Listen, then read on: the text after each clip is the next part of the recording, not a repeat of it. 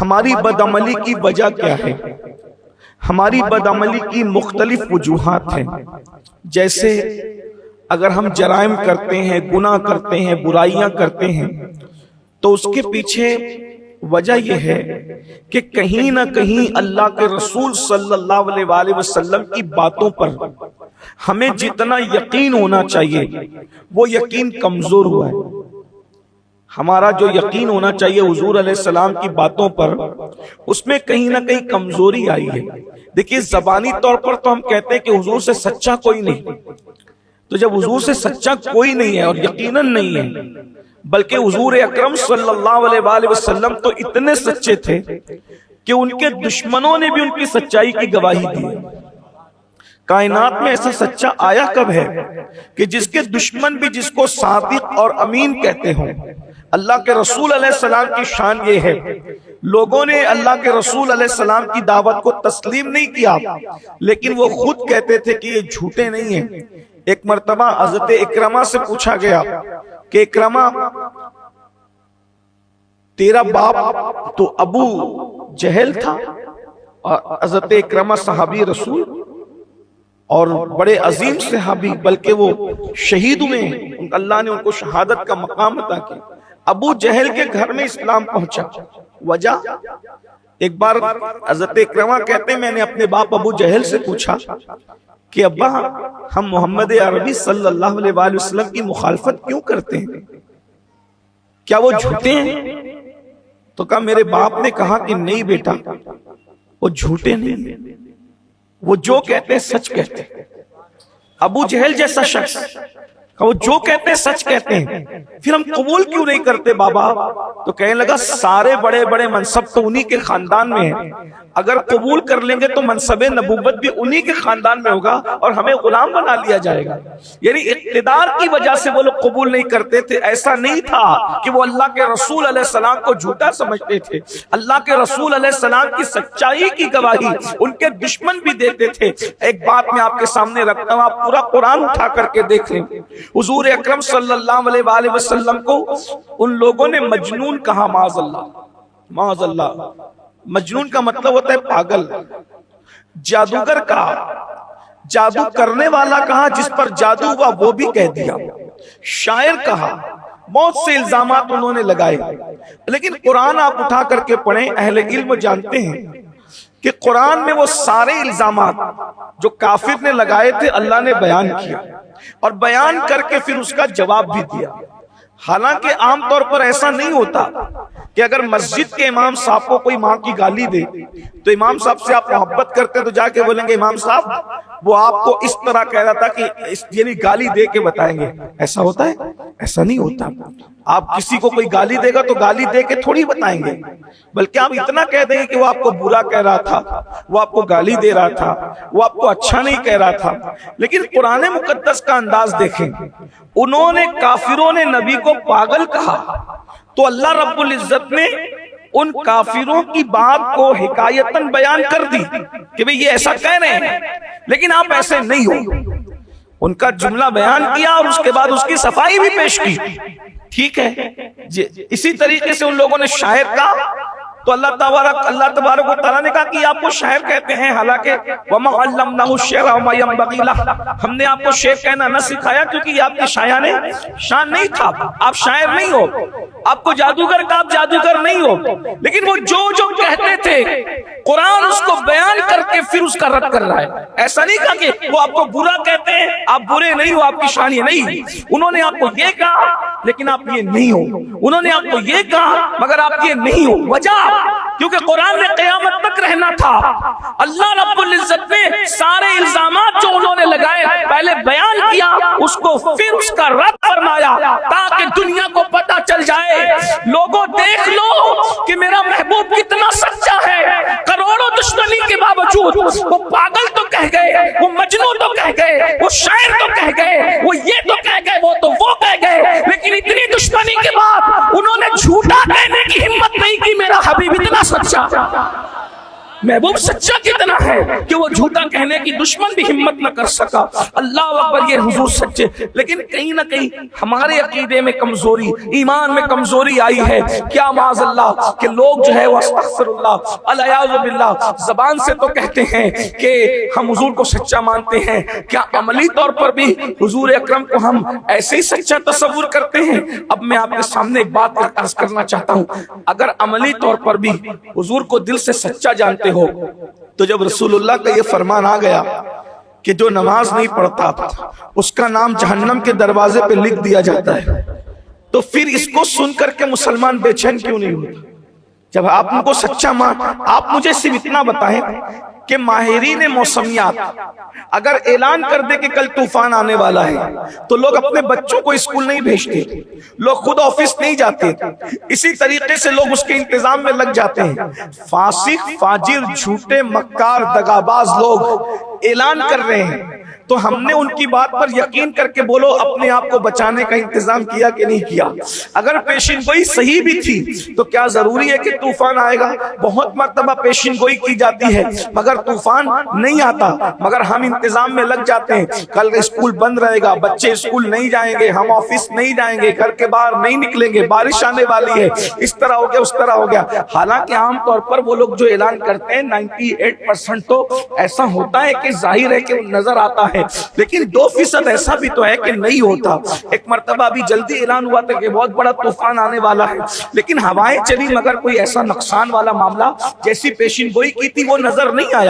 मेरे आका सल्लल्लाहु अलैहि वसल्लम के दीवानों, माहिरीन मौसमियात हो या साइंसदान हो या कोई और हो, वो जो पेशिनगोई करे वो सच भी हो सकती है, वो झूठ भी हो सकती है, मगर अल्लाह का सच्चा रसूल सादिक और मज़दूक जो अपनी मर्जी से कुछ कहते ही नहीं, जो वो कहते हैं वो वही इलाही की वजह से कहते हैं। अब आप मुझे बताएं, जब उन्होंने ये फरमाया है कि जिसने नमाज छोड़ दी उसका नाम जहन्नम के दरवाजे पे लिख दिया जाता है, ये सुनकर कितने मुसलमान बेचैन होते हैं, कितने मुसलमान बेकरार होते हैं। मेरे भाइयों, अगर पुलिस के रजिस्टर में हमारा नाम आ जाए, जहां रिश्वत देकर भी हम अपना नाम कटवा सकते हैं, बड़े बड़े सोर्सेस लगा के भी नाम कटवा सकते हैं, बहुत कुछ करके नाम कटवा सकते हैं, जहां से नाम कट हो सकता है, बताइए वहां नाम आने से हमारी नींदें उड़ती है। और जहन्नम के दरवाजे पे रोजाना 5 मर्तबा हमारा, हमारे बच्चों का, बीवी का, माँ बाप का, जो जो नमाज छोड़ रहा है सबका नाम लिखा जा रहा है। बोलो हमारे कानों पर जू रेंगती है,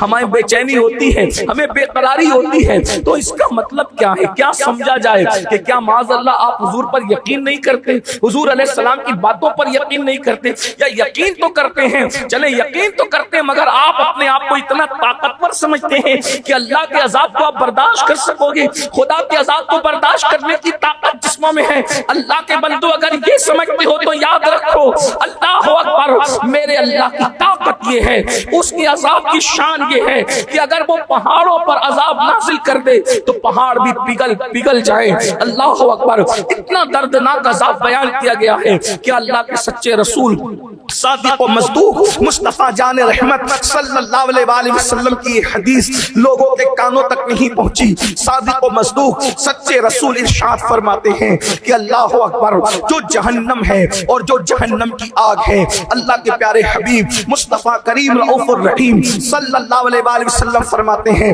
अब देखो यकीन का इम्तिहान है, काश के लोग अपना यकीन मजबूत करते, काश के लोग अपना यकीन पुख्ता करते, हमारा यकीन मजबूत होता अल्लाह उसके रसूल पर। मेरे आका फरमाते हैं जहन्नम को मेरे अल्लाह ने 1000 साल तक भड़काया, 1000 साल तक 10 मिनट में चूल्हा जलाया जाता है, हम अपनी ताकत के मुताबिक 10 मिनट चूल्हा जलाते हैं तो उसके दहकते हुए अंगारे कच्चे चावलों को पका देते हैं, ठंडे पानी को गर्म कर देते हैं। अरे जब तेरे 10 मिनट के चूल्हे की ये हालत है तो मेरे अल्लाह ने जब 1000 साल तक के जहन्नम को भड़काया होगा, उस वक्त जहन्नम के दहकते हुए अंगारों का हाल क्या हुआ होगा? तो सादिक और मज़दूक गैबदा नबी सल्लल्लाहु अलैहि वसल्लम इरशाद फरमाते हैं तो जहन्नम की आग लाल हो गई।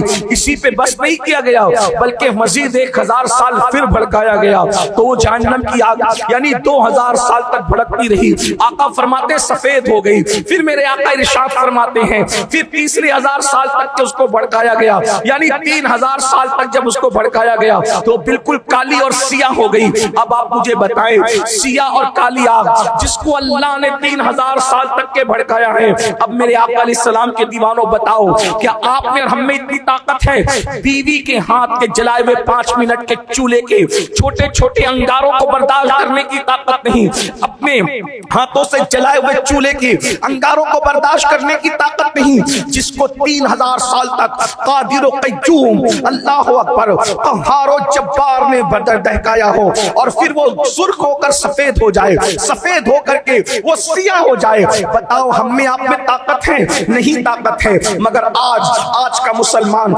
इन बातों को सुनकर नजरअंदाज कर रहा है, इन बातों को सुनकर नौजवान नजरअंदाज कर रहे हैं। कौन है जिसके कानों में जू रहती है? अल्लाह अकबर। इन बातों को सहाबा सुनते थे तो उनकी आंखों में आंसू खौफे खुदा की वजह से जारी हो जाते थे, वो रोने लगते थे, वो गिरियावज़ारी करने लगते थे। कुछ लोग तो बेहोश हो जाते, बेहोश होकर जमीन पे गिर जाते। कुछ लोगों का हाल ये था, अल्लाह अकबर, वो एक महीने तक अज़ाब का जिक्र सुन करके जो है वो बीमार पड़ जाया करते थे। लोग उनकी इयादत के लिए आया करते थे। हम जलसों में कितना सुनते हैं अल्लाह अल्लाह, मगर याद रखें जिस दिन मौत की ये तलवार हमारे जिस्म और रूह के रिश्ते को मुनक़ते कर देगी, काट देगी, और उस दिन वो जहन्नम का दहकता हुआ अज़ाब हम अपनी आंखों से देखेंगे। उस वक्त अल्लाह के अज़ाब से लोग पनाह मांगेंगे, लेकिन उस वक्त तो कोई पनाह मिलने वाली नहीं है। मौत के बाद सबके लिए तौबा के दरवाजे बंद हो जाते हैं। मेरे भाइयों मुझे बताओ, आखिर हम कौन सा गुनाह नहीं करते? अल्लाह के रसूल अलैहिस्सलाम की बात आई तो मुझे एक हदीस याद आई। मेरे सच्चे रसूल ने फरमाया वो दिन क्या दिन होगा जिस दिन कुछ लोगों का हाल ये होगा कि सबसे कम और सबसे हल्का अज़ाब जहन्नम में जिसको दिया जाएगा वो ये कि उसके पैरों में आग की जूतियां पहनाई जाएगी। किसने कहा? अल्लाह के रसूल ने कहा।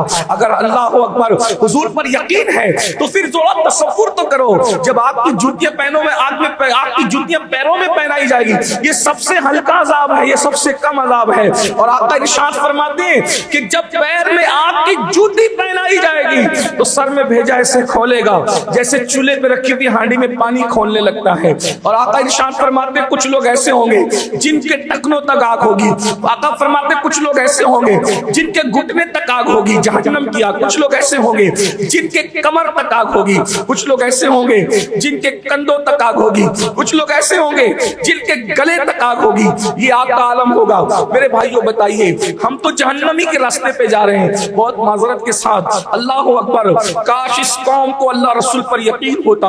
हम जहन्नम के रास्ते पर चल पड़े हैं, कोई रुकने का नाम ही नहीं लेता। कोई झूठ बोल के जहन्नम के रास्ते पे जा रहा है, कोई गीबत करके जहन्नम के रास्ते पे जा रहा है, कोई चुगली करके जहन्नम के रास्ते पे जा रहा है, कोई हराम खा के जहन्नम के रास्ते पे जा रहा है। सब कुछ करने के बाद क्या सोचते हैं? अरे मौलाना अल्लाह माफ करने वाला है। मेरे भाई अल्लाह तो यकीनन माफ करने वाला है, लेकिन उसने कुछ अपनी गैरत का इजहार भी किया है। मेरे आका फरमाते हैं अल्लाह से बड़ा गैरतमंद कोई नहीं है, सबसे ज्यादा गयूर अल्लाह की जात है, अल्लाह से ज्यादा कोई गैरतमंद नहीं है। और फरमाया अल्लाह के बाद सबसे ज्यादा कोई गैरत वाला है। आका इरशाद फरमाते हैं मैं मोहम्मद हूँ अल्लाह के बाद सबसे ज्यादा गैरत वाला। सोचो तो सही, अल्लाह की गैरत से क्यों नहीं डरते?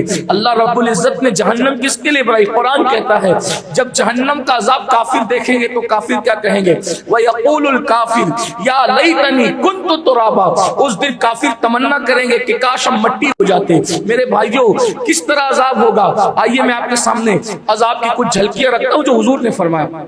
मैंने अपनी बात नहीं करना, हमारी तो कोई हैसियत ही नहीं है, हम अपनी बात क्या कर सकते हैं? हमें बात करने का कोई हक नहीं, सिर्फ अपने आका का फरमान आप तक पहुंचा रहा हूं। आइए जरा हुजूर की बात पे यकीन है, थोड़ा तसव्वुर कीजिए। मैं आका इस्लाम की एक ही हदीस आपके सामने रखता हूं, हो सकता है बहुत सारे मसाइल अपने हल हो जाए। अल्लाह के रसूल अलैहिस्सलातु व तस्लीम आका फरमाते हैं, इस हदीस पर मैं समझता हूं कि उम्मत की अक्सरियत मुत्तफिक है। इस हदीस का शायद मेरे इल्म के मुताबिक किसी ने अब तक इनकार नहीं किया, सब इस हदीस को मानते हैं। आइए, एक इबादत है जिसको नमाज कहते हैं। नमाज छोड़ने पर अल्लाह के रसूल अलैहिस्सलाम का फरमान है, जो नमाज छोड़ेगा अल्लाह उसको 12 मुसीबतों में गिरफ्तार कर देगा। नमाज छोड़ने वालों पर कितनी मुसीबतें आएगी? 12। अब एक बात आपसे कहना चाहता हूं, हुजूर ने कह दिया आएगी, तो आएगी। अल्लाह के रसूल ने कह दी आएगी आएगी। देखिए उसके अंदर अब कोई तब्दीली नहीं है। अब हम जो कहते हैं ना मुसीबत मुसीबत मुसीबत, ये अल्लाह के रसूल की जबान से, भाइयों उनकी उंगली का इशारा हो जाए तो चांद टुकड़े हो जाए, उंगली का इशारा हो जाए तो सूरज पलट जाए, उनकी उंगली का इशारा हो जाए तो कायनात का निजाम बदल जाए। तो आप गौर करें कि हुजूर अलैहिस्सलाम ने फरमाया कि जो नमाज को छोड़ेगा वो 12 मुसीबतों में गिरफ्तार होगा। ये उनकी जबान की लाज अल्लाह रखता है। बल्कि एक बात मैं आपसे कहता हूं आगे बढ़ने से पहले, हुजूर जो कहते हैं वो तो होना ही है। जो नहीं कहते सिर्फ सोच लेते। अगर अपने नबी से प्यार है और अपने नबी की अजमत को मानते हो तो मैं बहुत बड़ी बात आपके सामने रखने जा रहा हूं। कहते हैं वो तो होना ही है। जो नहीं कहते सिर्फ सोचते, सोच लेना, सोचने पर भी अल्लाह पूरा कर देता है। अल्लाह को उनसे प्यार इतना है कि सिर्फ सोच ले तो अल्लाह उनकी सोच भी, उनकी हर सोच पूरी करता है। बस एक मर्तबा एक कबीले में तशरीफ ले गए। कुछ यहूदी बदबख्त तो उस कबीले में रहते थे, मुसलमान भी रहते थे, बल्कि कुछ जो लोग मुसलमान हो गए उनको सताते थे। एक बदबख्त ने कहा तुम्हारा नबी तो नया दीन लेकर आया लेकिन वही हमारा पुराना क़िबला इस्तेमाल करते हो। तो सहाबी के दिल पे ठेस लगी। हुजूर अलैहिस्सलाम नमाज के लिए जा रहे थे, नमाज के लिए जा रहे थे, किसी सहाबी का चेहरा उतरा हुआ देखा, पूछा तुम्हारा चेहरा क्यों उतरा हुआ है? अस्की हुजूर वो बदबख्त ऐसी बातें करते हैं। आका अलैहिस्सलाम के कान में कहा, हुजूर बेचैन हो गए, ये हमें ताना दे रहे, इनकी हैसियत और औकात ये कि हमें ताना दे रहे। और अल्लाह के रसूल उसी ख्याल में मुसल्ले पर गए, सोच रहे, बोल नहीं रहे, कुछ सोच रहे हैं कि काश किबला बदल जाए। और उस सोच में इतने डूब गए कि हालत नमाज में आसमान की तरफ नजर उठ गई और के जिब्रील तो नहीं आ रहे। फिर उठी, फिर झुकी, फिर उठी, फिर झुकी। खुदा की शान, बोला नहीं, सिर्फ सोच रहे हैं। अल्लाह ने इरशाद फरमाया, "कद नरा तक़ल्लुब वजहिका फ़िस्समा फ़लनुवल्लियन्नका क़िबलतन तरदाहा।" ऐ मेरे महबूब, हम देख रहे हैं बार बार तुम्हारा चेहरा आसमान की तरफ उठाना, तो आपका दिल जिधर चाहे, आपकी खुशी जिधर हो, आप अपना रुख फेर लीजिए, हम उसी को किबला बना देंगे। 4 रकअत की नमाज हुई है, 4 रकअत की नमाज की नीयत की है, 2 रकअत अभी पूरी नहीं हुई। अल्लाह ने गोया के बता दिया, महबूब तेरा इरादा पहले पूरा किया जाएगा, हमारी नमाज बाद में मुकम्मल की जाएगी। जिसकी सोच का इतना ख्याल किया जाता हो, उसके बोलों का कितना ख्याल किया जाएगा। गौर कर लें। आप और हम कहते हैं मुस्लिम उम्मा की तबाही, मैं कहता हूं मुस्लिम उम्मा की तबाही की सबसे बड़ी वजह यह है कि अल्लाह और रसूल के बातों की तरफ तवज्जो नहीं है। आका फरमा रहे जो नमाज छोड़ेगा 12 मुसीबतों में गिरफ्तार। मैं ये बात बहुत दर्द दिल के साथ रखना चाहता हूं। मेरी कौम बेनमाजी है। जो लोग पढ़ते हैं वो 4 टाइम की पढ़ते हैं। 5% मुसलमान है पूरी दुनिया में जो नमाज पढ़ता है। 5 में से भी 4% लोग फजर में नहीं आते, 1% उन 5% में भी 1% लोग आते हैं। जहां 10 सफ़े होगी, 5 सफ़े होगी, ज़ोहर असर मगरिब शामे, फजर में 1 ही होगी। बल्कि कभी कभी तो इमाम और मुअज्जिन को भी हमने नमाज पढ़ते देखी। हम सफर में ऐसी मस्जिदों में भी गए, उसमें ना इमाम था ना मुअज्जिन था, मस्जिद का दरवाजा खुला था, हम लोगों ने खुद जमात की। ऐसा भी हुआ। कभी ऐसा भी हमने देखा कि एक बंदा इंतजार कर रहा था कि कोई आएगा तो जमात होगी। अब आपसे पूछता हूं, जो कौम अल्लाह के घर को वीरान कर दे, वो कौम अपने घर की आबादी का तसव्वुर कैसे कर सकती है? ये जो दुनिया में तबाही है मुसलमानों की, याद रखना, ये दुनिया के इंसान कठपुतली है कुदरत के हाथ में। ये सब कठपुतली है, किसी में ताकत नहीं है किसी को मारने की और जिलाने की। सारे फैसले कुदरत करती है। तुम्हारा दुश्मन भी किसी को कुदरत बनाती है और तुम्हारा दोस्त भी कुदरत बनाती है। तुम्हारा गद्दार भी कुदरत बनाती है, तुम्हारा वफादार भी कुदरत बनाती है। अगर आज दुनिया हमारी दुश्मन हुई है, सबसे बड़ी वजह अल्लाह रसूल के फरामीन पर हमने तवज्जो नहीं की। फिर कह रहा हूं, माहिर मौसमियात की बात पे तवज्जो है।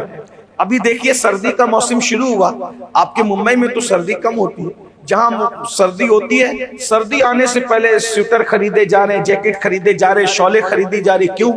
यकीन है सर्दी आएगी, सर्दी से बचने का इंतजाम है। लेकिन मरने के बाद नबी का फरमान है जहन्नम, उससे बचने का क्या इंतजाम? अब आइए मैं जल्दी जल्दी बात पढ़ूं, टाइम जितना है मैं उसमें अपनी बात पूरी करूं। अल्लाह के रसूल अलैहि सलाम ने फरमाया, बेनमाजी मफहूम हदीस है, 12 मुसीबतों में गिरफ्तार होगा। अब आप और हम अपनी मुसीबतों का इलाज जो तावीज़ात में ढूंढते हैं, वज़ाइफ में ढूंढते हैं, बड़ी माजरत के साथ हदीस और कुरान अव्वल है, बाकी सब बाद में। मैं इनकार नहीं कर रहा हूं वज़ाइफ और तावीज़ात का। देखिए कोई वजीफे में तासीर नमाज के बगैर नहीं है। लोग हमें गालियां दे, मजाक उड़ाए, कुछ भी कहे, ये सब ऐसे ही आपके हाथ में खिलौने की तरह है। ये बात याद रखना, अगर नमाज आपके हाथ में नहीं है तो गोया कि आप अपने ख्यालात के खिलौने में खेल रहे हैं। किसी वजीफे में तासीर नहीं होगी, किसी अमल में तासीर नहीं होगी। ये मैं नहीं कह रहा हूं, अल्लाह के रसूल अलैहि सलाम ने फरमाया है। तो अब 12 मुसीबतें क्या हैं? फरमाते हैं 3 मुसीबतें उसे दुनिया में आएगी, 3 मुसीबतें उसको मरते वक्त आएगी। कितनी हो गई? 6। 3 मुसीबतें उसको कब्र में आएगी और 3 मुसीबतें उसको मैदान महशर में आएगी। ये किसका फरमान है? अल्लाह के रसूल का। जिसके कहने पर अल्लाह को एक माना, अब उसके कहने पे ये मुसीबत क्यों नहीं मान रहे हो? और अगर मानते हो तो फिर उसका इलाज कहीं और क्यों ढूंढ रहे हो? 3 मुसीबतें जो मुसलमान को नमाज न पढ़ने की वजह से दुनिया में आएगी। आका इरशाद फरमाते, पहली मुसीबत, उसके चेहरे पर जो ईमान का नूर है वो छीन लिया जाएगा। यानी आपको ये पता होना चाहिए कि मोमिन जो सच्चा होता है, ईमान वाला, उसके चेहरे पे एक मखसूस नूर होता है। चमड़ी उसकी सफेद हो या काली हो, उससे बहस नहीं है। ईमान का नूर होता है, उसको देखो तो खुदा याद आता है। ये नूर, अल्लाह का नूर छीन लिया जाए। कॉस्मेटिक आइटम जो हम खरीद कर पैसे खर्चा करते हैं, मैं ये तो नहीं कहता कि उसको इस्तेमाल ना करें। मैं कहता हूं अगर उसमें कोई नाजायज चीज ना मिली हो, जदीद दौर है, हवाएं बदल रही है और जो है वो माहौल बदल रहा है, ग़िज़ाएं बदल रही है, दुनियावी एतबार से अगर उसका इस्तेमाल करते हो, अल्लाह ने दिया है तो करो, हम मना नहीं करते। लेकिन एक बात आपसे कहता हूं, कॉस्मेटिक आइटम से कितना भी महंगे से महंगा कुछ भी लगा लो, 4, 6, 8 घंटे के अलावा उसका असर नहीं रहेगा। लेकिन ये जो ईमान का नूर है, ये आपको दुनिया में भी चमकाएगा और जनाजे में भी चमकाएगा, कब्र में भी चमकाएगा और इंशाअल्लाह ये ईमान का नूर आपको मैदान महशर में भी चमकाएगा। चमक तुझसे पाते हैं सब पाने वाले, मेरा दिल भी चमका दे चमकाने वाले। बरसता नहीं देखकर अब्र रहमत, बदों पर भी बरसा दे बरसाने वाले। मैं मुजरिम हूँ आका, मुझे साथ ले लो कि रास्ते में है जा बजा थाने वाले। अल्लाह के बंदो, वो नूर ईमानी छीन लिया जाता है, ईमान का नूर छीन लिया जाता है। एक वक्त था मोमिनों को देखकर और गैर मोमिनों को देखकर, इस्लाम वालों को देखकर, मुनकिरीन इस्लाम को देखकर दूर से पता चलता था कि कौन क्या है। आज बड़ी माजरत के साथ नई बस्ती में चले जाओ, सलाम करने डर लगता है, किसको करे किसको न करे। अगर मुसलमान को न करे तो कहता है देखो मौलवी लोग कितने मगरूर हो गए, हमें सलाम नहीं करते हो, तेरी सूरत तो देख। बड़ी माजरत के साथ क्या हो गया? एक दौर था तुम पहचाने जाते थे अपने चेहरों की नूरानियत से। तो फरमाया नमाज छोड़ने की पहली नहुसत के चेहरे का नूर छीना जाता है। नंबर 2, अल्लाह उसकी रोजी को तंग कर देता है, उसकी रोजी तंग की जाती है।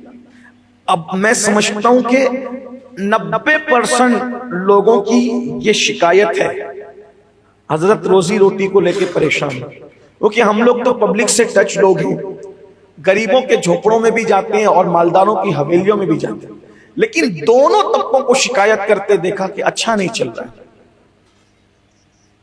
90% लोगों की शिकायत रोजी का मसला है, रोजी का। करोड़ोंपति है, लखपति है, अरबोंपति है, लेकिन रोजी का मसला है। तो अल्लाह रोजी तंग करता है बेनमाजी की। यानी रोजी से बरकत उठा लेता है।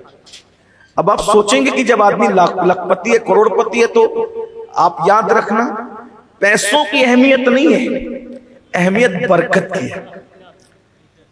आप पैसे बहुत कमा रहे हो, पैसे बाजू की कुव्वत से कमा सकते हो, बरकत बाजू की कुव्वत से कोई नहीं कमा सकता। बरकत सिर्फ अल्लाह देता है, वो बरकत वाला खुदा बरकत नाजिल करता है। आज हमारे पास खाना है, बरकत नहीं है, माल है, बरकत नहीं है, औलाद है, बरकत नहीं है। अल्लाह ने बरकत उठा ली, फरमाया उसकी रोजी से बरकत। अच्छा, यहां आपकी तवज्जो चाहता हूं, रोजी से बरकत उठाए, ये नहीं कहा खाने से बरकत उठाई जाती। क्या फरमाया? रोजी से बरकत। रोजी किसको कहते हैं? रोजी का मफहूम बहुत वसी है अरबी जबान में। अगर उसको मैं अपने अल्फाज में समेटूं और एक जुमले में बयान करूं, रोजी को हर जरूरत की चीज को रोजी कहते हैं। हर जरूरत की चीज को रोजी कहते हैं। देखिए कितनी बड़ी बात हो रही है, यानी जो भी तेरी जरूरत की चीज है उससे अल्लाह बरकत उठा लेगा अगर तूने नमाज छोड़ी तो। देख लीजिए, देख लें आप। और अभी तो लोग कुछ कम परेशान हैं, अल्लाह ना करे, अल्लाह ना करे अगर लोग ना सुधरे तो कहीं ऐसा ना हो कि लोग जैसे आजकल पेट्रोल वगैरह खरीदते हैं बहुत बड़ी कीमत देकर, वैसे एक वक्त आएगा कि लोगों को पानी खरीदना पड़ेगा बड़ी कीमत देकर। अल्लाह न करे कभी ऐसा वक्त आएगा। इसलिए कि जितना बिगड़ते जाओगे उतना फंसते जाओगे, जितना अल्लाह की इबादतों से दूर होते जाओगे उतना अजाब में गिरफ्तार होते जाओगे। जो कब्र का अजाब है वो तो अपनी जगह, जो महशर का अजाब है वो तो अपनी जगह। तो मेरे भाइयों याद रखना, अल्लाह पाक रोजी से बरकत उठाता है। बरकत किसे कहते हैं मैं एक वाक्य के जरिए से आपको समझाता हूं कि बरकत किसे कहते हैं। देखिए, एक होता है कोई चीज का होना और एक होता है उसमें बरकत का होना। मतलब क्या? गौर करें। एक ही रिवायत पढ़ता हूं, आपको बात समझ में आएगी, इंशाल्लाह आप समझ जाएंगे। हजरत सैयदना अबू हुरैरा रदी अल्लाह तबारक व तआला इरशाद फरमाते हैं कि मेरा कोई घर वगैरह नहीं था, बहुत परेशान रहता था और भूख का आलम ये था कि भूख इतनी लगती थी तो मैं मस्जिद नबवी में चित लेट जाता था अपने पेट को ठंडक पहुंचाने के लिए। कभी कभी कमर को सही रखने के लिए पत्थर बांधता था। बहुत भूख मैंने झेली है। एक दिन एक मुट्ठी भर खजूर मुझे मेरे किसी अजीज ने दिए। मुट्ठी भर, ये हज़रत अबू हुरैरा की रिवायत है। मुट्ठी भर कितनी हो सकती है भाई? एक मुट्ठी, दो मुट्ठी कितनी हो सकती है? मुट्ठी भर का मतलब यही कि मुट्ठी में जितनी है, किसी की मुट्ठी कितनी बड़ी होगी? मुट्ठी की बजाय मुट्ठा भी किसी का हो तो कितना होगा? वह मुट्ठी भर खजूर मेरे किसी अजीज ने दी। मैंने सोचा कि एक काम करते हैं, रोज रोज के टेंशन और तकलीफ से निजात पा जाते हैं। वो मुट्ठी भर खजूर लेकर मैं आका की बारगाह में पहुंचा और सरकार से अर्ज की, या रसूल अल्लाह सल्लल्लाहु अलैहि वसल्लम, मेरे माँ बाप आप पर कुर्बान, ये मुट्ठी भर खजूर किसी ने दिए, हमेशा भूखा रहता हूँ, भूख से परेशान रहता हूँ, आका इसमें दुआ कर दे बरकत की। मेरे आका अलैहिस्सलाम ने उस पे हाथ रखा और दुआ की, अल्लाह इसमें बरकत अता फरमा। और एक चमड़े की थैली थी, वो सारी खजूरें उस थैली में डाल दिया और वो थैली मेरे हाथ में पकड़ा दी। फरमाया, खाता जा खिलाता जा, अल्लाह बरकत देगा। खाता जा खिलाता जा, अल्लाह बरकत देगा। खाता जा खिलाता जा, अल्लाह बरकत देगा। और फिर मेरे आका की दुआ, जाने दुआ की दुआ है, इनायत का जोड़ा, इजाबत का सहरा, दुल्हन बन के निकली दुआए मोहम्मद, इजाबत ने झुककर गले से लगाया बड़ी नाज से जब दुआए मोहम्मद। अब हजरत अबू हुरैरा कहते हैं, मैं अपने नौजवानों से पूछता हूं मुट्ठी में खजूर कितनी आ सकती है? 10, 20, 50, 100 से ज्यादा आ सकती है? अबू हुरैरा कहते हैं, दुआए रसूल की बरकत थी, मैं भी खाता खिलाता रहता। जब तक हुजूर जाहिरी तौर पे हयात रहे, खाता रहा खिलाता रहा। सिद्दीक अकबर का दौर आया, खाता रहा खिलाता रहा। फारूक आजम का दौर आया, खाता रहा खिलाता रहा। उस्मान गनी का दौर आया, खाता रहा खिलाता रहा। कितने साल हो गए? अगर हजरत अबू हुरैरा को थैली देने के बाद कम से कम आका अलैहिस्सलाम 1 साल भी जाहिरी तौर पे हयात हो तो वो 1 साल पकड़ ले, सिद्दीक अकबर की खिलाफत के 2.5 साल पकड़ ले, कितने हो गए? 3.5 साल। फारूक आजम की खिलाफत के 10 साल पकड़ ले, कितने हो गए? 13.5 साल। सैयदना उस्मान गनी की खिलाफत के 12 साल पकड़ ले, कितने हो गए? कितने? 25.5 साल हुए। अब आपसे पूछता हूं 25.5 साल तक कितनी खजूरें निकल सकती है उस थैली से? अरे भाइयों, थैले से भी कोई 25 साल तक के खजूर नहीं निकल सकता, लेकिन ये थैली है, थैली सिर्फ बरकत की बात है। बरकत इसे कहते हैं, बरकत की बात है। अल्लाह के रसूल अलैहिस्सलाम ने बरकत की दुआ क्या कर दी? हजरत अबू हुरैरा कहते सिर्फ मैं नहीं खाता था, मैं भी खाता रहा, लोगों को भी खिलाता रहा। यानी 25 साल तक उस थैली से खजूरें निकलती रही। बस एक नसीहत अल्लाह के रसूल ने की थी, इसको कभी उंडेलना मत, इसमें कभी झांक कर देखना मत, खाता जा, खिलाता जा। हजरत अबू हुरैरा कहते जिस दिन उस्मान गनी शहीद हो गए, उस हंगामे में मेरी वो थैली मुझसे गिर गई, गुम हो गई। कहते वल्लाह, अगर वो थैली गुम नहीं होती तो मुझे यकीन है जब तक मैं जिंदा रहता, खाता रहता, खिलाता रहता। ये बरकत है। आज बरकत गई है, बरकत चली गई है आज सबसे। और आका ने फरमाया ये नमाज छोड़ने पे बरकत जाएगी। औलाद से बरकत गई। औलाद भी हमारी रोजी का एक हिस्सा है। औलाद से बरकत गई का मतलब क्या? औलाद क्यों होती है? सहारा बनने के लिए। आज औलाद सहारा नहीं बन रही, औलाद टेंशन बन रही है, हमारे लिए मुसीबत बन रही है। आप जा करके पूछो जिनको औलाद नहीं है वो इस टेंशन में मर रहे हैं घुल घुल के कि औलाद नहीं है, और जिनको है वो इस टेंशन में मर रहे हैं कि रोजाना कुछ ना कुछ शिकायत लाता है, कमाने नहीं जाता है, कमाता है तो हराम में उड़ाता है। कुछ लोग ये कह रहे हैं कि इससे उससे बात करता फिरता रहता है, मेरी खैरियत नहीं पूछता। ये सब क्या है? 1450 साल पहले सादिक व मस्दूक ने बता दिया था कि नमाज छोड़ोगे बरकत जाएगी।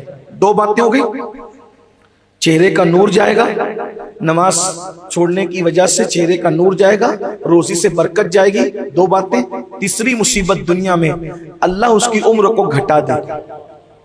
देखो ज्यादातर लोग कितनी छोटी छोटी उम्र में जा रहे हैं। आप सोचेंगे नमाजी लोग भी जाते हैं। अगर किसी दिन बता देना कि नमाजी किसे कहते हैं तो उंगलियों पे गिनोगे अपनी बस्ती में नमाजी किसे कहते हैं। लेकिन सिर्फ एक जुमले में बता रहा हूं, कोई तफसील नहीं, मैं नहीं जा रहा हूं। नमाजी का मतलब क्या? फरमाया गया जो एक मर्तबा भी जानबूझ के नमाज छोड़ दे उसका शुमार नमाजियों में नहीं होता। चे जाए कि उस वक्त तक जब तक वो तौबा न करे।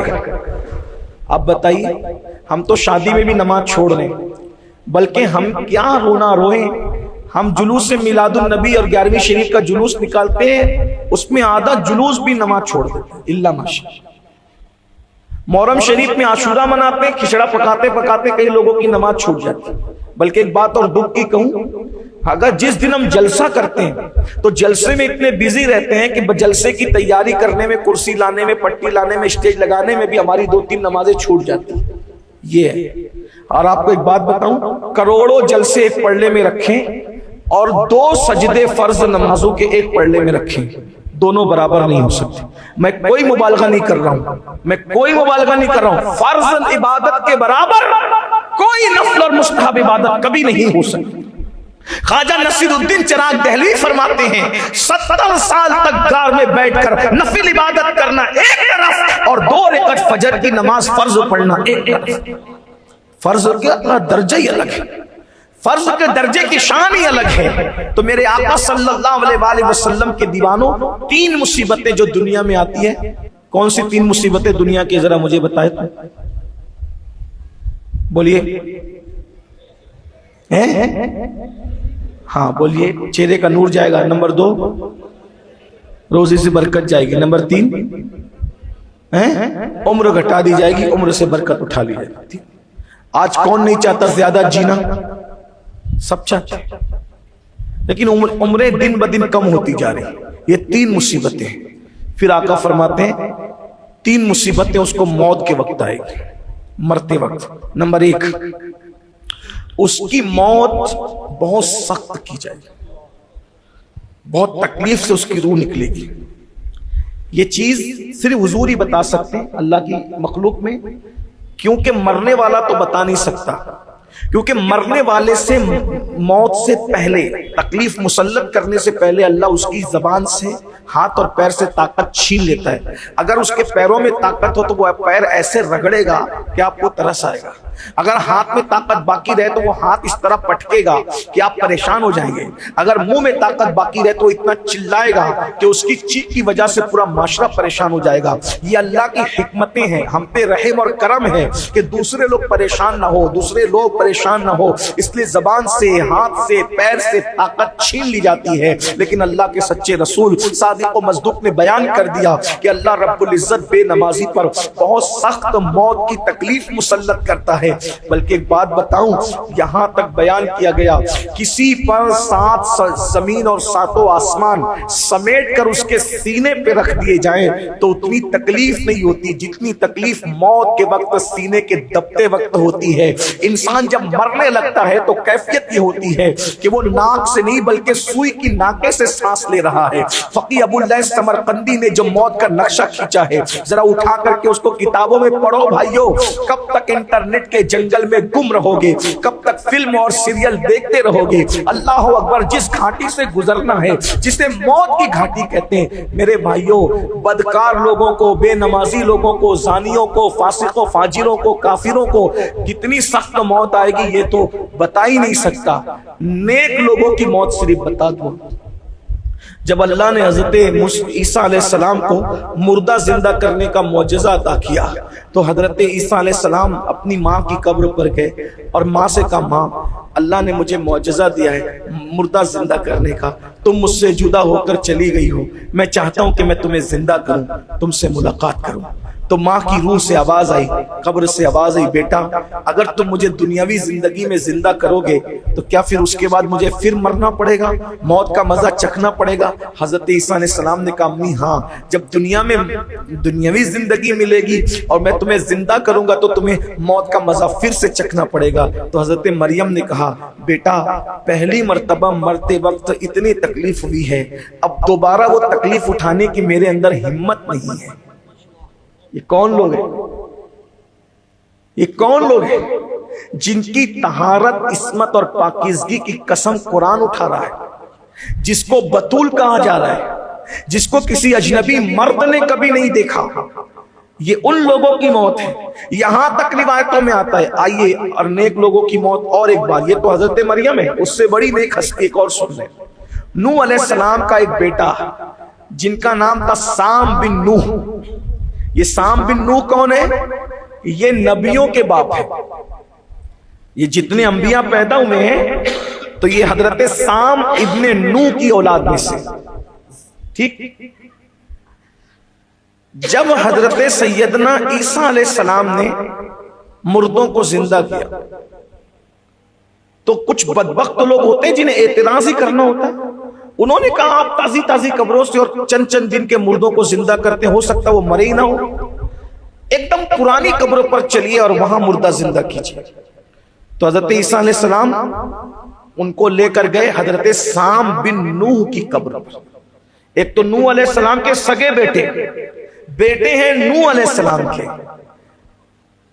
बेटे हैं नूह अलैहिस्सलाम के, और बाप है सारे अंबिया के। साम बिन नूह, नाम याद रखना। नूह अलैहिस्सलाम के बाद जितने अंबिया पैदा हुए, इसलिए कि बाद में तो जो अंबिया किराम आए हजरत इब्राहिम की औलाद में से, इब्राहिम अलैहिस्सलाम खुद भी हजरत साम बिन नूह की औलाद में से, और हजरत इब्राहिम से पहले जितने अंबिया किराम आए वो भी साम बिन नूह की औलाद में से आए। ये बड़ा मंजूर नजर बेटा है हजरत नूह अलैहिस्सलाम का, साम बिन नूह। उनकी कब्र पर हजरत ईसा गए तो वो उठे और उठने के बाद कहा, क्या कयामत आ गई? कहा, हजरत कयामत नहीं आई।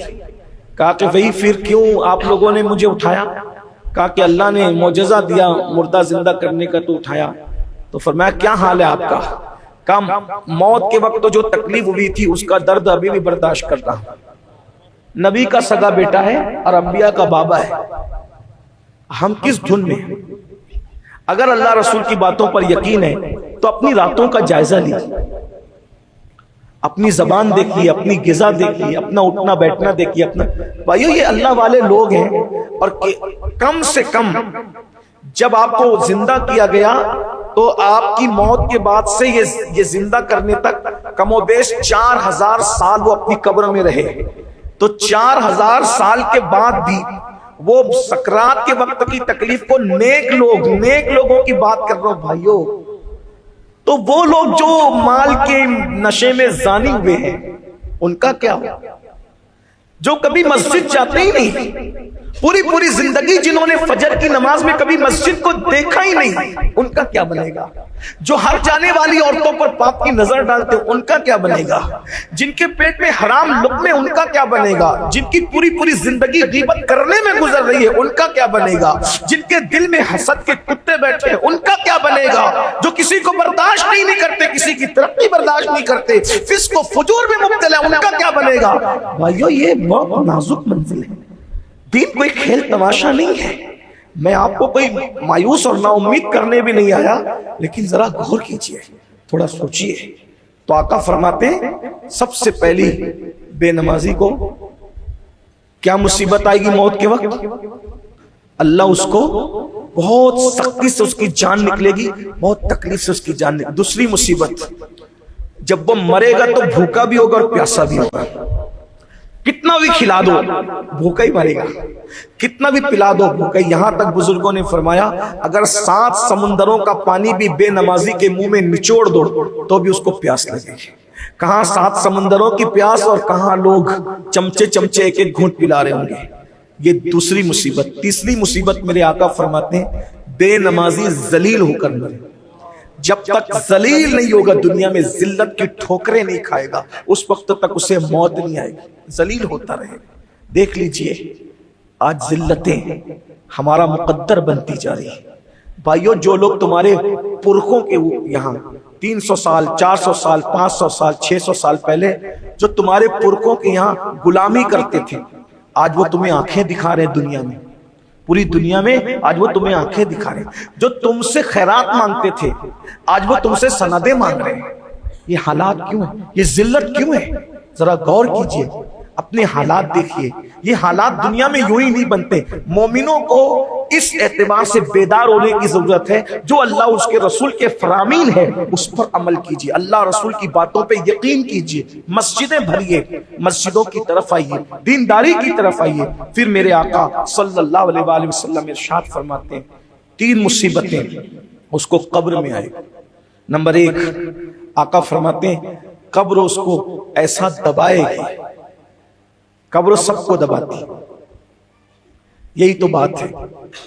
यहां जितनी शायरी करना हो कर लो, जितनी देर होशियारी की बातें करना हो कर लो, शायरी की दुनिया अलग है और हदीस की दुनिया अलग है। ठीक आका अलैहिस्सलाम फरमाते हैं सबको कब्र दबाती।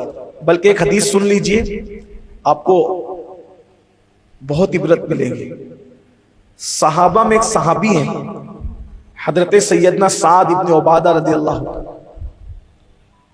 और अल्लाह के रसूल अलैहिस्सलाम ने इनको लक़ब दिया था सैयदुल अंसार, हुजूर अलैहिस्सलाम की मदद करने वालों का सरदार, सैयदुल अंसार। अल्लाह के रसूल अलैहिस्सलाम ने इनको सैयदुल अंसार का लक़ब अता फरमाया। अब देखें इनका मुकद्दर देखें, सैयदना साद का मुकद्दर देखें। जिस वक्त इनका विसाल हुआ तो इनके विसाल के वक्त आसमान से 70,000 फरिश्तों का नुज़ूल हुआ। भाइयों जिसके जनाजे में 70,000 फरिश्ते आए वो क्या हस्ती होगी। लेकिन आगे की बात मुझे और बड़ी लगती है। 70,000 फरिश्तों का आना तो अपनी जगह बड़ी बात है, उससे बड़ी बात अल्लाह के रसूल खुद जिसके जनाजे में तशरीफ लाए। फरिश्तों के आने से ज्यादा कीमती चीज है हुजूर का आना। फिर मेरे आका सल्लल्लाहु अलैहि वसल्लम इनके जनाजे पर रोए और उसके बाद फिर मुस्कुराए। तो रोने और मुस्कुराने का सबब लोगों ने पूछा तो सरकार फरमाते इसलिए रोया कि सैयदुल अंसार चला गया, और मुस्कुरा इसलिए रहा हूं कि जब साद का जनाजा उठा है तो उस वक्त अर्श झूमने लगा है। साद के जनाजे पे अर्श झूमा है। मेरे इमाम कहते हैं अर्श पे धूमे मचे, वो मोमिने साले मिला, फर्श से मातम उठे वो तैयब व ताहिर गया। वास्ता प्यारे का ऐसा हो कि जो सुन्नी मरे यूं न फरमाए तेरे शाहिद के वो फाजिर गया। अल्लाह अकबर। जिसकी मौत पर अर्श झूम रहा हो खुशी से कि कौन आने वाला है आज आसमानों पर, किसकी रूह आने वाली है, किसकी रूह का जनाजा आने वाला है, जिस पर अर्श झूमे वो हजरत साद। 70,000 फरिश्ते जिसके जनाजे में आए वो हजरत साद, और 70,000 फरिश्ते तो अपनी जगह, नबियों का इमाम सैयदुल मासूमीन जाने इस्मत जिसके जनाजे में तशरीफ लाए, सहाबा जिसका जनाजा पढ़े, रसूलुल्लाह जिसका जनाजा पढ़े, क्या वो हस्ती होगी? अल्लाह के रसूल अलैहिस्सलातु व तस्लीम ने जब उनको दफन कर दिया, ध्यान से आका ने जब उनको दफन कर दिया तो हुजूर अलैहिस्सलाम के चेहरे पर आसार जाहिर हुए अफसुर्दगी के। हुजूर ने कहा अल्लाहु अकबर, अल्लाहु अकबर। अभी वली की बात नहीं, वली से बड़ा मर्तबा सहाबा। कुरान ने जगह जगह मिनल मुहाजिरीन वल अंसार, मिनल मुहाजिरीन वल अंसार, मिनल मुहाजिरीन, अल्लाह पाक ने इरशाद फरमाया। और हमारा सुन्नियों का अकीदा यह है जैसे जन्नत का होना यकीनी है ऐसे हर सहाबी का जन्नती होना यकीनी है। वजह जिस जबान ने बताया कि जन्नत है उसी जबान ने बताया कि हर सहाबी जन्नती है। हम दोनों पर यकीन करते हैं, लेकिन ये आप बहुत सोचिए, गौर कीजिए। हुजूर अलैहिस्सलाम ने जब उनको दफन कर दिया गया, कौन सा सैयदुल अंसार, कौन सा 70,000 मलाइका जनाजे में आ रहे, अर्श झूम रहा है, हुजूर खुद जनाजे में आ रहे, और बल्कि जनाजे में आए ना कब्र पे खड़े हो, आका कब्र पे खड़े हैं। हुजूर जिस कब्र पे खड़े वो कब्र क्या होगी भाई? गौर कीजिए।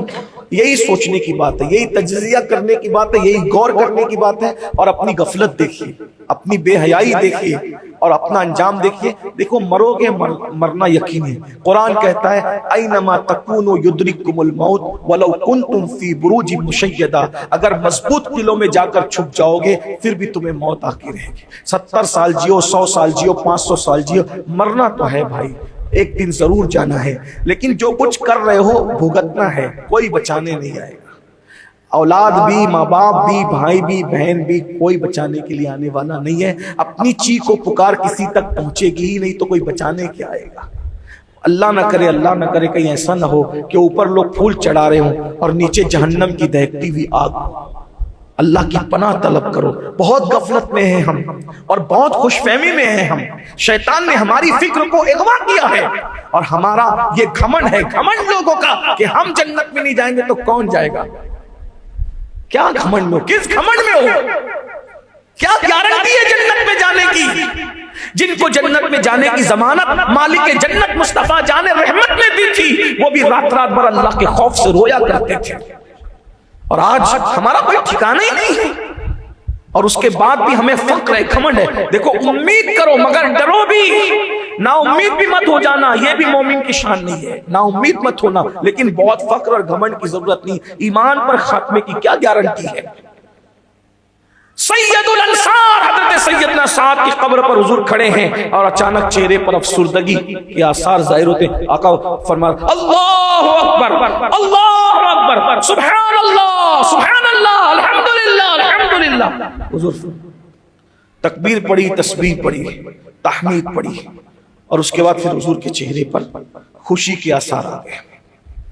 उनकी तो बिगड़ी बन गई, बल्कि बिगड़ी ही नहीं थी, बनी थी सब। हाय हाय हाय, हमारा क्या? अल्लाह रहम। उनको रहमाए तो आए वरना वो कड़ी मार है क्या होना है, राह पुरखार है क्या होना है, पांव अफकार है क्या होना है, तेरे बीमार को मेरे ईसा गश लगातार है क्या होना है, औरों से छुपके किए जिसके गुनाह वो खबरदार है क्या होना है, कल वहां दीद का दिन आज यहाँ आंख बेकार है क्या होना है, दूर जाना है रहा दिन थोड़ा कूश तैयार है क्या होना है, दिल हमें तुमसे लगाना ही न था अब सफर बार है क्या। लेकिन मायूस नहीं है, क्यों रजा कुड़ते हो, हंसते उठो जब वो गफ्फार है क्या होना है। मायूस भी नहीं है, जो करोड़ों माओ से ज्यादा प्यार करता है जब वही हमारा रब करीम है तो फिर इंशाल्लाह बेहतर ही होगा, लेकिन डरने की जरूरत है। सरकार ने अल्लाह अकबर सुभान अल्लाह अल्हम्दुलिल्लाह, चेहरे पे खुशी के आसार आए। साहबा ने कहा हुजूर हमने ऐसा ऐसा देखा, क्या था? सरकार फरमाते हैं इसको इसकी कब्र दबा रही थी। किसको? किसको भाई? अल्लाह अकबर। आका फरमाते हैं तुम्हारे इस नेक भाई को, हुजूर ने भी नेक भाई, जिसको मेरे आका नेक कह दे उससे बड़ा नेक कौन हो सकता? मैं तुम्हारे इस भाई को, नेक भाई को, इसकी कब्र दबा रही थी। जब कब्र में दबाना शुरू किया तो मैंने ये मंजर देखा तो मैंने अल्लाह अकबर तकबीर कहना शुरू। फिर मैं मेरे सहाबा, अगर कोई कब्र के दबाने से बच सकता था तो यही बंदा था। जब कब्र ने इसको भी दबाया, कब्र ने सहाबी सैयदुल अंसार इसको भी दबाया, तो मैंने तकबीर पढ़नी शुरू की। हाल बत्ता यह है कब्र सबको दबाती है, लेकिन दबाने का अंदाज उसका जुदा जुदा होता है। बाज को ऐसे दबाती है कि पिसलियां एक दूसरे में घुस जाती है, पिसलियां एक दूसरे में, और बाज को ऐसे दबाती है कि बरसों का बिछड़ा हुआ बेटा जब मां से मिलता है तो मां उसको सीने से लगा के कैसे दबाती है। फिर मैं ऐसे एक मकाम पे मैं बिल्ली चूहे को भी मुंह में पकड़ती है और अपने बच्चे को भी मुंह में पकड़ती है, लेकिन चूहे को पकड़ती है तो खूना खून कर देती है और बच्चे को पकड़ती है तो दांत का निशान भी पड़ने नहीं देती, लेकिन कब्र दबाती जरूर है। आका फरमाते हैं पहली मुसीबत बेनमाजी को जो आएगी कब्र उसको दबाएगी। आका फरमाते हैं ऐसे दबाएगी कि दोनों तरफ की पिसलियां एक दूसरे में घुस जाएगी। भाइयों, हम अपने बच्चों को ट्यूशन के लिए मानते हैं, क्यों ट्यूशन नहीं जाता? हम अपने बच्चों को मारते हैं, स्कूल क्यों नहीं जाता?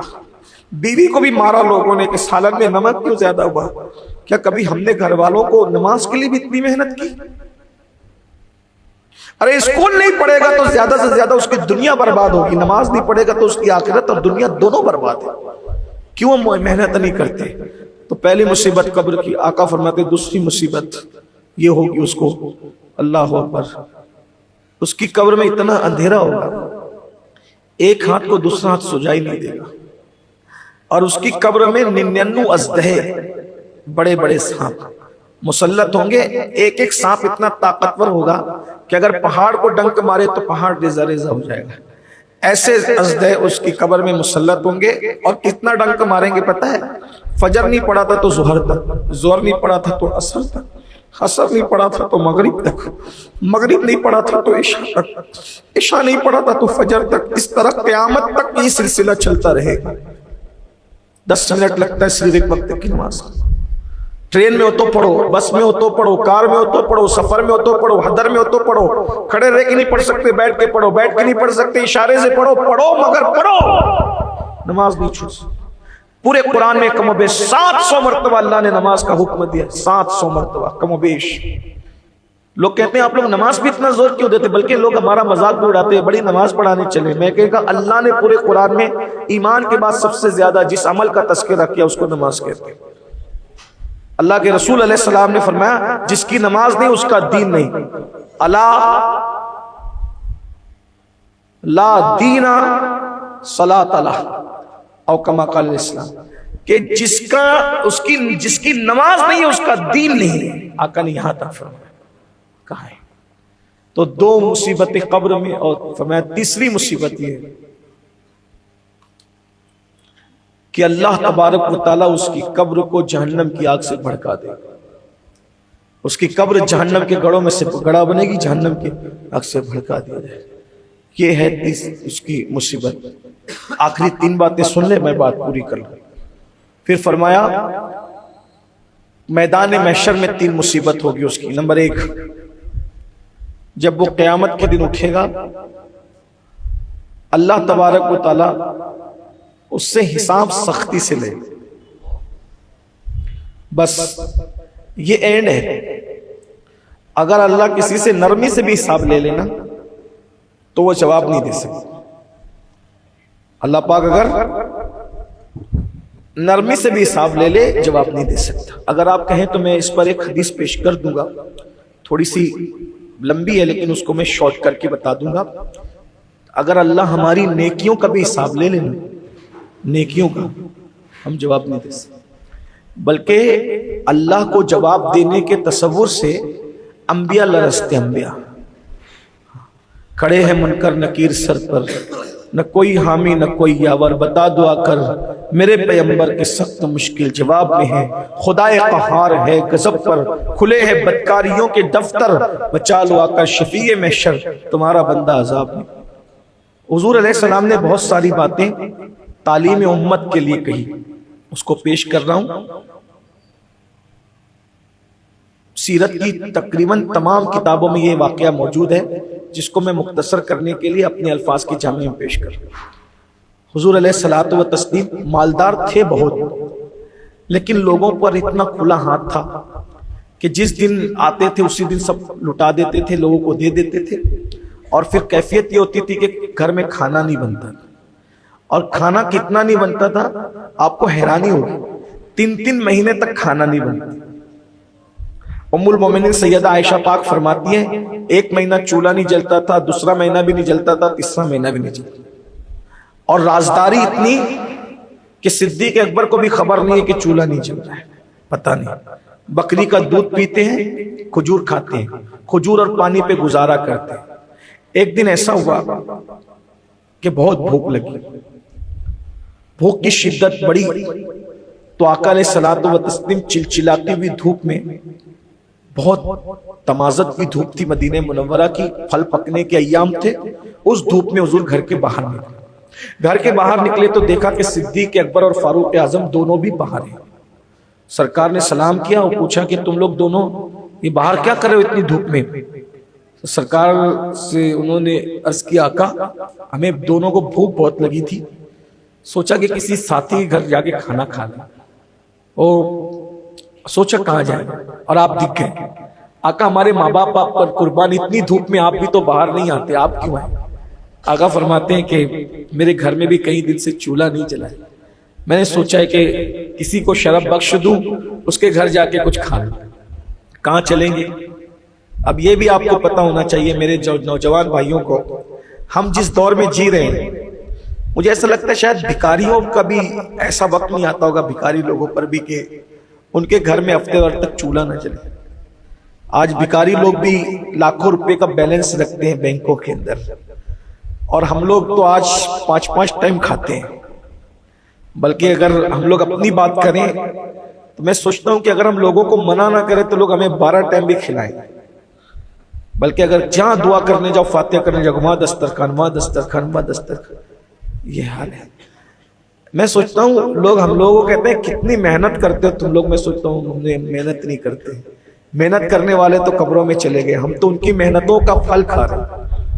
हाँ, पहले लोग दिन का काम करने जाते तो मार भी खाते थे, गालियां भी सुनते थे, पत्थर बरसते थे, भूखे होते थे। आज हम लोग दिन के नाम पे जाते हैं तो फूल भी बरसते हैं, एक से खाने भी हैं, तोहफे ताहिफ भी हैं, नारे तकबीर रिसालत की गूंज है। हमारे पहुंचने से पहले लोग पहुंचे, फिर भी हम वो नहीं कर पा रहे जो हमारे बुजुर्गों ने किया। हम कुछ नहीं कर पा रहे, अल्लाह हमें माफ कर दे। बहुत आराम के दौर में हम पैदा हुए, लेकिन एक गिरा पड़ा आदमी भी जो बहुत गरीब शरीफ है, वो भी 3 बार पेट भर के खाता है, चाहे दाल रोटी खाता है लेकिन खाता है। लेकिन कौनैन का ताजदार, आसमां खान, जमी खान, जमाना मेहमान, साहिबे खाना लकब किसका है तेरा तेरा। महीने महीने, 2-2 महीने, 3-3 महीने चूल्हा न जले। जिसकी बेटी की शान का ये आलम हो कि जो दुपट्टा पहनती है उसमें 17 पेवन लगे, 17 पेवन, और 17 में 16 पेवन कपड़े के लगे हों और 1 पेवन ऊंट के छपड़े का लगा। ये दीन की खिदमत करते करते उन्होंने शान से जिंदगी गुजारी है। हम तो कुछ भी नहीं करना, आखिरत के लिए कर रहे हैं कुछ, और हमारा तो अल्लाह ही रहम करे। बहरहाल जल्दी जल्दी से बात पूरी करनी थी। मैं अर्ज कर रहा था कि सिद्दीक और फारूक को लेकर के कहा दोनों यारों को, ये भी सोचो ये सिद्दीक और फारूक कौन है। ये इतने भूखे भूखे इन्होंने जिंदगियां गुजारी कि दूसरों के घर जाना हुआ इन लोगों को खाना खाने के लिए। आज लोग उनको भी बेअदबी की नजर से देखते हैं, उनपे भी एतराजात करते हैं। इंटरनेट के फुला मुहक्किक ने ये कह दिया और फुला ने ये कह दिया। भाइयों, हम मुहक्किकों पे ईमान नहीं लाए, हम आमिना के लाल पे ईमान लाए। हुजूर के सहाबा को ईमान हो, हुजूर की आलुल बैत को ईमान हो और गैर मशरूत उनसे मोहब्बत करो।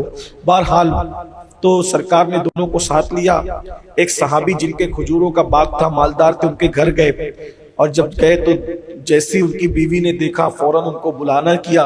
वो सहाबी आए, सरकार की बारगाह में खजूर ताज़ा तरीन रखी। हुजूर अभी खजूर खाइए, मैं अभी खाना बनाता हूँ। जल्दी जल्दी बकरी ज़बा की, बकरी ज़बा करने के बाद खाना तैयार किया। गोश्त का सालन और जौ की रोटियां हुजूर के सामने रखी। सरकार ने जौ की रोटी देखी, गोश्त का सालन देखा, बकरी के गोश्त का सालन। इसको सैयदुत ताम कहा जाता है, खानों का सरदार है ये सालन, बकरी के गोश्त का सालन। सरकार ने देखा, मेजबान कहे हुजूर अब खा लेंगे। सरकार खा लें, हुजूर मेजबान को देखते हैं और फिर खाने को देखते हैं। हुजूर खाइए ना, शुरू कीजिए, आका शुरू कीजिए। आका शुरू नहीं कर रहे, कोई शुरू नहीं कर रहा है। अचानक मेरे आका फरमाते हैं अगर इजाजत दो तो थोड़ा सा खाना मैं अपनी बेटी फातिमा के घर भिजा दूं, क्योंकि जितने दिन से मैं भूखा हूं उतने दिन से मेरी बेटी भी भूखी।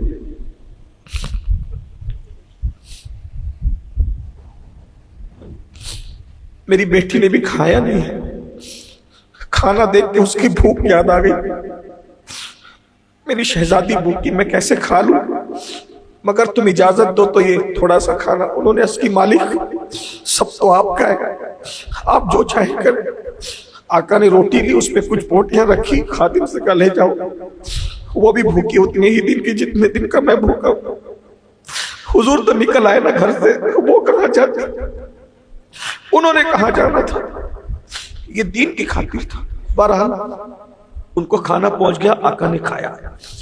अब खाने के बाद जब खाना हो गया, हुजूर अलैहिस्सलाम की आंखों में आंसू आ। जो बात मैंने शुरू की थी, इतना बड़ा वाकया यही लाने के लिए सरकार की आंखों में आंसू आ गए। मेजबान ने कहा आका जब भूखे थे तब नहीं रो रहे थे, अब तो पेट भर गया, अब क्यों रो रहे हैं? खाना तो अब हुजूर ने खा लिया, रोने की वजह? आका फरमाते मेरे साहबा, हमने आज कितना लजीज खाना खाया है ना, कितना लजीज। अगर रोना मुझे इसलिए आ रहा है, अगर कयामत के दिन इस खाने के बारे में अल्लाह मुझसे पूछेगा तो मैं क्या जवाब दूं? इतने दिनों की भूख के बाद, इतने दिनों के फाके के बाद गोश्त का सालन खाया, वो भी पेट भर के खाया पूरी जिंदगी। फरमाते अगर अल्लाह मुझसे, ये तालीम उम्मत के लिए था। अब आप मुझे बताओ भाइयों, महबूब जिसके लिए मैशर सजाएगा, जिसके लिए जन्नत बनाई, जिसके लिए कायनात बनाई, उनको एहसास है ये लजीज खाने का हिसाब अल्लाह मुझसे मांगेगा तो मैं क्या जवाब? अब बताओ हुजूर खाने के बारे में रो रहे हैं कि अल्लाह को मैं क्या जवाब दूंगा? कभी हमने भी रोया कि नमाज के बारे में पूछेगा तो मैं क्या जवाब? इतना झूठ बोला है मैंने, इतना हराम कमाया है मैंने, इतना लोगों को धोखा दिया मैंने, अल्लाह को मैं जवाब क्या दूं? कभी सोचो। सैयदुल मासूमीन जिसके सर पे ताज शफात सजाए, जिसके लिए फरमाया वला सौफा युअतीका रब्बुका फतरदा, इतना अता करेंगे कि आप राजी हो जाएंगे। बताइए हम का क्या? तो आका फरमाते हैं बेनमाजी पे पहली मुसीबत क़यामत में अल्लाह उससे